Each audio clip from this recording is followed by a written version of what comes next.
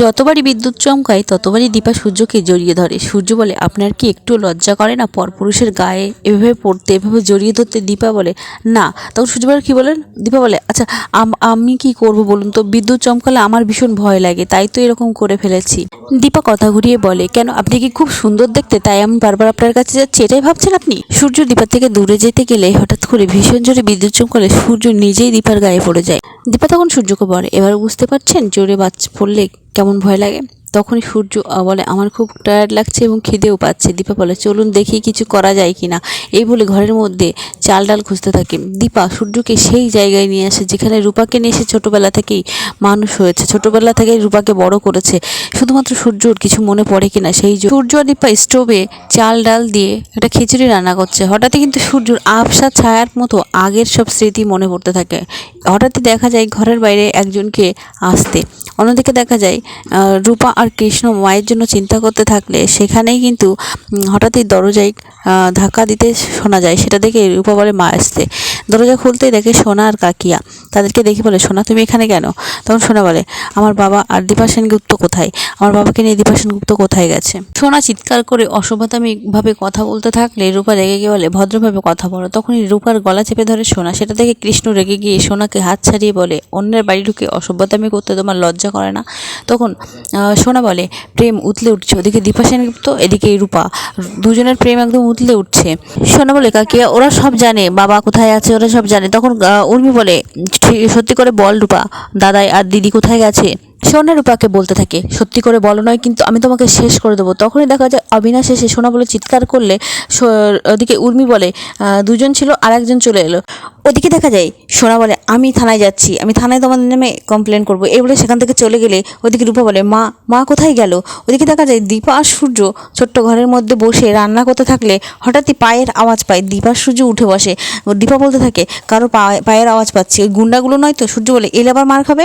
তখন দীপা বলে, এই অবস্থায়, হাত বাঁধা অবস্থায়? তখন বলে, হাত বাঁধা আছে তো কি হয়েছে, আমার পা তো খোলা আছে। ওদিকে দেখা যায় দীপা সূর্য আড়ালে দাঁড়িয়ে থাকে। যে বাড়ির মালিক সেই বাড়ির লোকটা ভিতরে ঢুকলেই তার হাতে লাঠি থেকে দীপা আঘাত করতে গেলে ঘুরে দাঁড়ায়। আর তখনই বলে, কে কে তোমরা?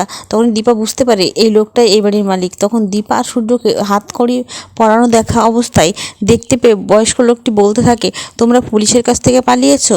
দীপা বলে, না দাদু, আমাদেরকে কিছু গুন্ডা তাড়া করেছিল, তারাই এভাবে আমাদেরকে বেঁধে দিয়েছে, আর মাঝপথে আমাদের গাড়িটা খারাপ হয়ে যাওয়ায় আমরা এখানে আটকে পড়েছি। তখন ওই বয়স্ক লোকটি বলতে থাকে, মিষ্টি মিষ্টি কথা বলছো, তোমরা কোনো খারাপ কিছু করবে না? বয়স্ক লোকটি সূর্যদীপাকে থাকতে অনুমতি দেয়। বয়স্ক লোকটি বলে, তোমরা চান করে ফ্রেশ হয়ে নাও, আমি রান্নার ব্যবস্থা করছি। তখন সূর্য বলে, আপনি রান্না শেষ কবে করেছিলেন? তখন বয়স্ক লোকটি বলতে থাকে, শেষ যেদিন আমি রান্না করেছিলাম সেদিন আমার বুড়ি রান্না খেয়ে মারা গিয়েছিল। একথা শুনে দীপা বলে, না না, আপনাকে রান্না করতে হবে না, আমি স্নান করে রান্নাটা সেরে নেব। সোনা থানায় গিয়ে বলে, দীপা সেনগুপ্ত আমার বাবাকে নিয়ে চলে গিয়েছে। পুলিশ বলে, মানে? দীপা সেনগুপ্ত মানে আপনার বাবার ওয়াইফ, মানে আপনার মা? আপনার মা আপনার বাবাকে নিয়ে চলে গিয়েছে, আপনি কেস করতে এসেছেন তার নামে? দুজন স্বামী স্ত্রী, বিবাহিত স্বামী স্ত্রী, তারা কোথায় যাবে সেটা কি আপনাকে বলে যেতে হবে? তখন সোনা বলে, ওদেরকে খুঁজে বের করুন, ওদের সম্পর্কটা ঠিক নয়। একজন পুলিশ অফিসার বলে ওঠে, সম্পর্কটা ঠিক নয় বলে হয়তো সম্পর্কটা ঠিক করার জন্যই বাইরে কোথাও গেছে। তখন সোনা বলে, না, ওদের সম্পর্ক কখনোই ঠিক হতে পারে না। তখন ওই পুলিশ অফিসার বলে, আইনত একজন বিবাহিত স্বামী স্ত্রীকে ডিস্টার্ব আমরা করতে পারি না। ওদিকে মহিলা পুলিশ অফিসারটা সোনাকে বলতে থাকে, আপনার ফোনের নেটওয়ার্ক পাওয়া যাচ্ছে না বলে আপনি আপনার মা বাবাকে খুঁজতে পুলিশের কাছে এসেছেন, বরং ওই মোবাইল কোম্পানির নেটওয়ার্ক যারা চালায় তাদের বিরুদ্ধে কমপ্লেন করুন। আর হ্যাঁ, সোনা যখন চলে যায় তখন পুলিশ অফিসার এটাও বলতে থাকে, আপনি আপনার মা বাবাকে একটু শান্তিতে থাকতে দিন, কারণ আপনার জীবনের সাথে যেটা ঘটেছে সেটা যে সবার জীবনের সাথে ঘটবে তেমনটা কিন্তু নয়। পুলিশ অফিসারের কথা শুনে সোনা ভীষণ রেগে যায় এবং পুলিশ অফিসারের কলার ধরে তার সাথে অসভ্যতামি করতে থাকলে সেই পুলিশ অফিসার তাকে ছাড়িয়ে দিয়ে বলে, আপনি অন ডিউটি পুলিশ অফিসারের গায়ে হাত দিয়েছেন, জানেন? এর জন্য আপনাকে অ্যারেস্ট করতে পারি। সোনাকে লকআপে ভরতে যাবে, ঠিক তখনই অবিনাশ এসে বলে, ম্যাম উনি আমার পরিচিত। এই বলে সেখান থেকে সোনাকে ছাড়িয়ে নেয় অবিনাশ। ওদিকে দীপা স্নান করে ফ্রেশ হতে যাবে, তখন সূর্য তার সাথে যেতে চায় না। সূর্য বলে, আমি একজন ছেলে মানুষ হয়ে আমার লজ্জা লাগছে, আপনি একজন মহিলা হয়ে আপনার লজ্জা করছে না? দীপা জোর করে সূর্যকে বাথরুমের দিকে টেনে নিয়ে যেতে গেলে সূর্য এক টান দেয় দীপাকে, আর দীপা এসে সূর্যর গায়ের উপরে পড়ে।